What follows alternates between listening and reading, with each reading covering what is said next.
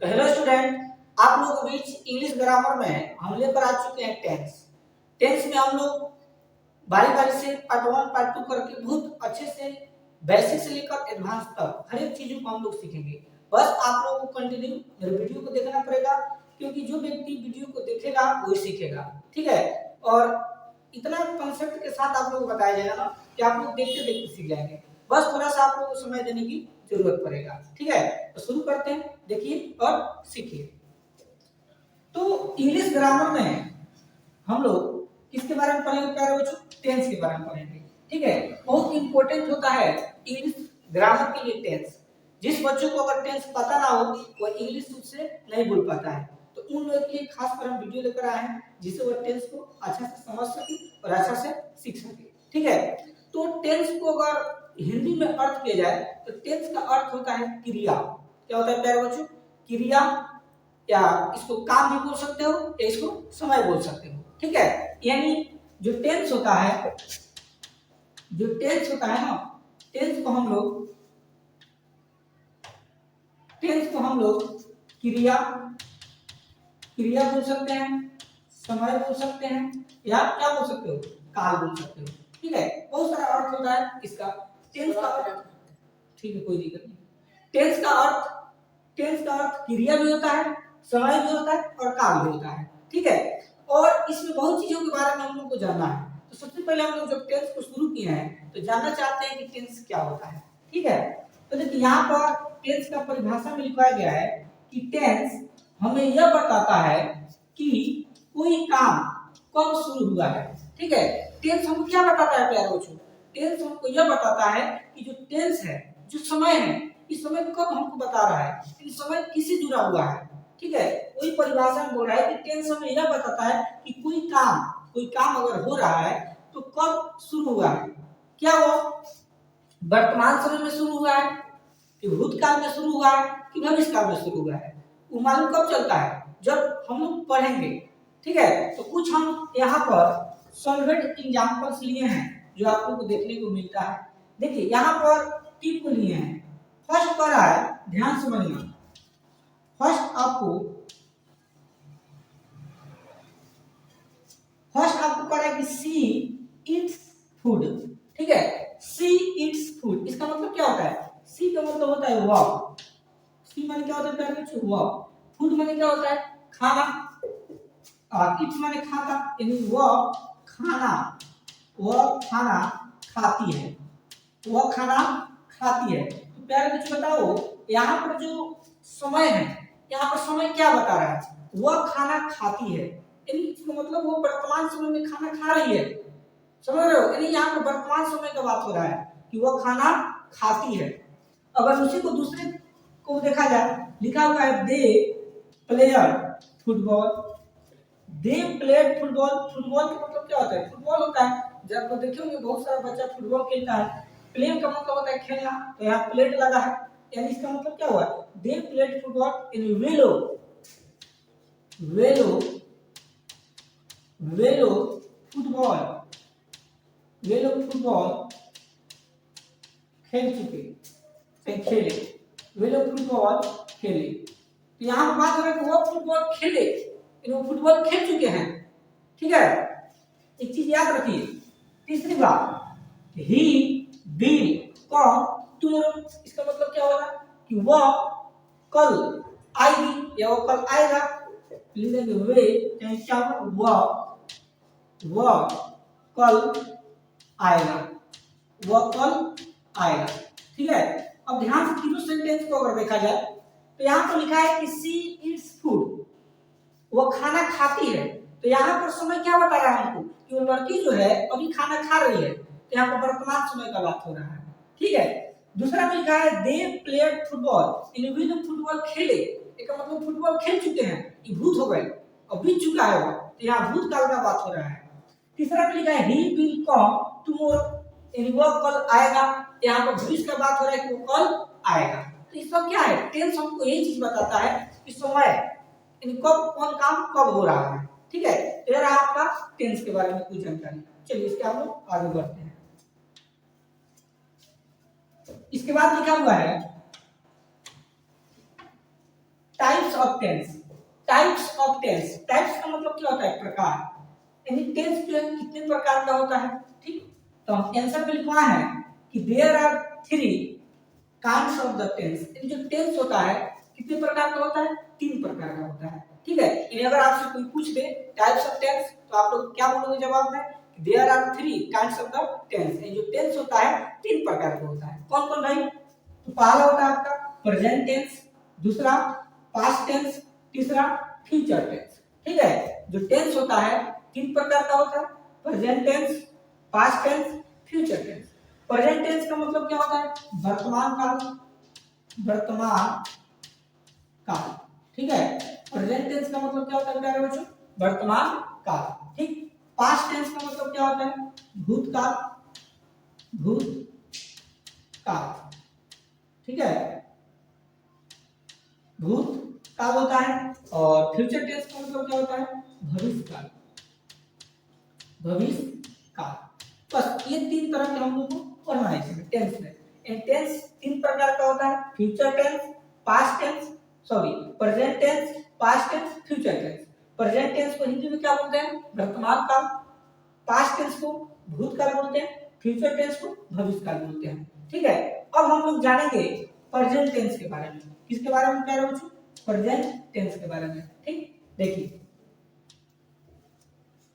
Next प्रश्न है present tense, यानी प्रेजेंट टेंस क्या होता है, इसके बारे में कुछ आप बताइए। तो देखो प्रेजेंट टेंस क्या कह रहा है, प्रेजेंट टेंस हमें यह बताता है कि वर्तमान समय में क्या चल रहा है। ठीक है, यानी प्रेजेंट टेंस हमको यह बताता है कि वर्तमान समय में क्या चल रहा है, या क्या अभी जो है क्या हो रहा है। यानी अभी समझिए, अभी कि मतलब अभी कोई काम अगर कोई कर रहा है तो वर्तमान समय में हो रहा है। ठीक है, तो उसी को हम लोग क्या कहेंगे, प्रेजेंट टेंस कहेंगे भाई। अब यहाँ पर देखो लिखा गया है सॉल्वेंट एग्जांपल, यानी कुछ प्रेजेंट टेंस का सॉल्वेंट एग्जांपल लिया गया है जिससे आपको समझने में कोई दिक्कत नहीं होगा। ठीक है, देखिए फर्स्ट लिखा हुआ है I read a book, I read a book, इसका मतलब क्या होता है कि मैं पुस्तक पढ़ता हूं। इसका मतलब हुआ मैं एक पुस्तक, मैं एक पुस्तक क्या करता हूँ प्यारे बच्चों, पढ़ता हूँ, मैं एक पुस्तक पढ़ता हूँ। तो यहाँ पर देखिए वर्तमान समय का बात हो रहा है कि कोई लड़का है या कोई लड़की एक किताब को क्या कर रही है, पढ़ रही है या पढ़ रहा है, यानी मैं एक पुस्तक पढ़ता हूँ। दूसरी में लिखा गया है we go to school, we go to school, we का मतलब क्या होता है, हम लोग, गो माने जाना, स्कूल का मतलब विद्यालय, यानी हम लोग, इसका मतलब हो गया हम लोग विद्यालय, हम लोग विद्यालय जाते हैं, हम लोग विद्यालय जाते हैं। ठीक है, तो यहाँ पर भी हम लोग विद्यालय जाते हैं, तो यहाँ पर भी वर्तमान समय का बात हो रहा है। कोई भी लोग अभी क्या कर रहा है, कोई जो स्टूडेंट है वो कहाँ जा रहे हैं, विद्यालय जा रहे हैं। तीसरा पॉइंट में लिखा गया है कि Sita is going to market, जो सीता है कहाँ जा रही है, मार्केट यानी बाजार जा रही है। इसका मतलब क्या हो जाएगा, सीता बाजार, सीता बाजार जा रही है, सीता बाजार जा रही है। तो यहाँ पर वर्तमान समय का बात हो रहा है। ठीक, तो अगर हम लोग इतना आसानी से अगर आपको हम बता पा रहे हैं तो इसका मेन रीजन है वर्ड मीनिंग। आप लोग अधिक संख्या में कोशिश कीजिएगा वर्ड मीनिंग को याद करना, क्योंकि जितना आप लोग वर्ड मीनिंग याद करेंगे ना उतना आप लोग के लिए आसान इंग्लिश ग्रामर होता है। ठीक है, या कोई भी ट्रांसलेशन को आप लोग आसानी से बना सकते हो। तो कोशिश करना डेली 10 को 15 20 जितना हो सके उतना आप लोग वर्ड मीनिंग को जरूर याद करो। ठीक है, अब हम लोग यहाँ पर इसके बाद हम लोग सीखते हैं कि जो प्रेजेंट टेंस होता है इसका कितना प्रकार होता है। ठीक, देखिए नेक्स्ट लिखा हुआ है types of present tense. Types of present tense का मतलब होता है कि जो प्रेजेंट टेंस होता है उसके कितने भेद होते हैं, ठीक, या कितना प्रकार होता है। आंसर में लिखवाया गया है कि there are 4 kinds of the present tense, यानी जो प्रेजेंट टेंस होता है 4 प्रकार का होता है, इसका 4 भेद होता है। पहला क्या होगा, पहला जो होता है प्रेजेंट इंडेफिनिट टेंस होता है, ध्यान से सुनना। पहला क्या पढ़ेंगे, प्रेजेंट इंडेफिनिट टेंस, जिसका दूसरा नाम क्या है, सिंपल प्रेजेंट टेंस। ठीक, दूसरा क्या होता है प्रेजेंट इन परफेक्ट टेंस, तीसरा प्रेजेंट परफेक्ट टेंस और चौथा प्रेजेंट परफेक्ट कंटीन्यूअस टेंस। ठीक है, चारों को आप लोग अच्छे से याद करना। अगर आपसे कोई पूछे कि types of present tense, answer बोलिएगा there are 4 types of the present tense. Answer बोलिएगा फर्स्ट प्रेजेंट इंडेफिनिट टेंस, जिसका दूसरा नाम simple present tense, present imperfect tense, present perfect tense और प्रेजेंट परफेक्ट कंटीन्यूअस टेंस। ये चार को जो है किसका भेद होता है? प्रेजेंट टेंस का भेद होता है। ठीक, चलिए आज हम आप लोग को बहुत बढ़िया से प्रेजेंट टेंस के बारे में कुछ आप लोग को जानकारी देते हैं। ठीक है, देखिए इसके आगे चलिए यहाँ पर लिखा गया है नेक्स्ट प्रेजेंट इंडेफिनिट टेंस की क्या पहचान है, यानी हम लोग कैसे पहचानेंगे यह जो प्रेजेंट इंडेफिनिट टेंस की वाक्य है, कैसे पहचानेंगे भाई? तो देखिए आसान है पहचानना। आंसर बताया गया है कि जब हिंदी सेंटेंस के अंत में ता है, ती है, ता हूं, ते हैं अगर इत्यादि रहता है तब उसे प्रेजेंट इंडेफिनिट टेंस कहते हैं। यानी अगर आपसे कोई पूछ दे कि प्रेजेंट इंडेफिनिट टेंस की क्या पहचान है, तो आप लोग जवाब दीजिएगा कि जब हिंदी सेंटेंस के अंत में यानी कोई भी वाक्य है उसके अंत में क्या है? ता है, ती है, ता हूं, ते हैं। अगर ये चारों आपको देखने को मिल जाता है तो समझिए कि प्रेजेंट इंडेफिनिट टेंस है। जैसे यहाँ पर एग्जांपल्स में आप लोग बताया गया है, ध्यान से समझिएगा। जैसे लिखा गया है कि मैं आम खाता हूँ, ठीक है, मैं आम खाता हूँ, तो लास्ट में ध्यान से देखिएगा तो देखो ता हूँ है कि नहीं है। यहाँ पर देखो राम और श्याम पढ़ते हैं, देखो यहाँ पर ते हैं, यहाँ पर गाय घास खाती है, यहाँ पर भी ती है की बात हो रहा है। यानी सिंपल पहचानने का यही तरीका है कि जिस भी सेंटेंस के अगर अंत में आपको ता हूं, ते है, ती हूं अगर दिखाई देता है तो समझिए कि प्रेजेंट इंडेफिनिट टेंस है। ठीक है, तो मैं आम खाता हूं। और याद रखिएगा जो प्रेजेंट इंडेफिनिट टेंस का जो अफर्मेटिव सेंटेंस होता है इसमें इज आर एम का प्रयोग नहीं होता है और ना ही डू डूज का प्रयोग होता है। इस चीज को हमेशा याद रखिएगा। जैसे अगर उसको हम लोग बनाना चाहते हैं, अगर इसको इंग्लिश में ट्रांसलेट करना चाहते हैं तो कैसे होगा ट्रांसलेट? जैसे मैं आम खाता हूं तो मैं का इंग्लिश क्या होता है? आई लिख दीजिए। अब यहाँ पर खाता क्या होता है? ईट, लिख देंगे आई ईट। ठीक, क्या खा रहा है? आम खा रहा है। तो भाई आम खाएगा तो क्या में दो थोड़े खाएगा, एक ही ना खाएगा, इसके साथ क्या लग जाएगा? एक, यानी आई ईट ए क्या कर रहा है? आम, तो mango, M A N G O, यानी आई ईट ए मैंगो, यानी मैं आम खाता हूं। दूसरा में बताया गया है कि राम और श्याम पढ़ते हैं, तो राम लिख देंगे आर ए एम राम, और क्या होता है? एन, और श्याम का श्याम होगा क्योंकि नाम है, तो राम एंड श्याम क्या पढ़ते हैं? पढ़ते हैं। तो पढ़ते क्या होता है? रीड, आर ई रीड, यानी राम एंड श्याम रीड, राम और श्याम पढ़ते हैं। तीसरा पॉइंट में क्या लिखा है? गाय घास खाती है, या गाय जानवर है तो जानवर को पहले हमेशा क्या लगता है? द हो गया। गाय को हम क्या बोलते हैं? काऊ, द काऊ। खाती क्या होता है? ईट्स, लिख देंगे ईट्स, यानी द काऊ ईट्स, क्या खा रही है बच्चों? घास। घास का स्पेलिंग क्या है? Grass, G R A double S, grass. ठीक, तो इस तरह से हम लोग सेंटेंस को बनाएंगे। तो सबसे पहले तो आप लोगों को यह जानना पड़ेगा कि बनेगा कैसे। तो इसको एक रामबाण आप लोग को एक रूल बताएंगे जो आप लोग आसानी से बना सकते हैं, लेकिन वही विद्यार्थी बना सकता है जिसको वर्ड मीनिंग याद होगा। ठीक है, देखिए यहाँ पर बहुत सारा हम क्या लिए हैं? अफर्मेटिव सेंटेंस को लिए हैं। देखिए ध्यान से लिखा गया अफर्मेटिव सेंटेंस। ठीक है, तो अफर्मेटिव सेंटेंस का जो रूल होता है, अफर्मेटिव का मतलब क्या होता है? सबसे पहले जानते हैं, अफर्मेटिव का मतलब होता है सकारात्मक वाक्य, यानी जो सही हो, वहां पर नेगेटिव नहीं सोचा जाए। अफर्मेटिव का मतलब सकारात्मक, जो सही सोचा जाए। ठीक है, तो इसका जो रूल होता है, यानी अगर आपसे कोई पूछ दे कि अफर्मेटिव सेंटेंस का रूल क्या होता है, तो इसका रूल होता है subject plus V1 plus object. याद रखना, इसका मतलब सब्जेक्ट, सब्जेक्ट का मतलब मैं, तुम, हम लोग, वे लोग, समझ रहे हो? ये सब क्या है? सब्जेक्ट। V1 का मतलब वर्ब का प्रयोग फर्स्ट होगा, इसके बाद ऑब्जेक्ट लगेगा। यहाँ पर लिखा गया सॉल्वेंट एग्जांपल्स। टोटल आप लोगों को अफर्मेटिव सेंटेंस से जुड़ा हुआ 10 को सेंटेंस बताएंगे। कितना सेंटेंस? 10। अगर 10 सेंटेंस को अगर देख लेंगे तो आप लोग बेहतरीन तरीका से आप लोग समझ में आएगा।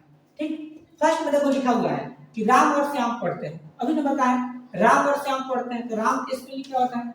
Are A M, R M लिख दीजिए राम। और क्या होता है? एन, तो ए एन डी, एंड लिख दीजिए। श्याम क्या होता है? S H Y A M, Ram and Shyam क्या पढ़ते हैं? पढ़ते हैं। पढ़ते के स्पेलिंग क्या होता है? रीड, लिख देंगे आर ई डी, रीड। बन गया।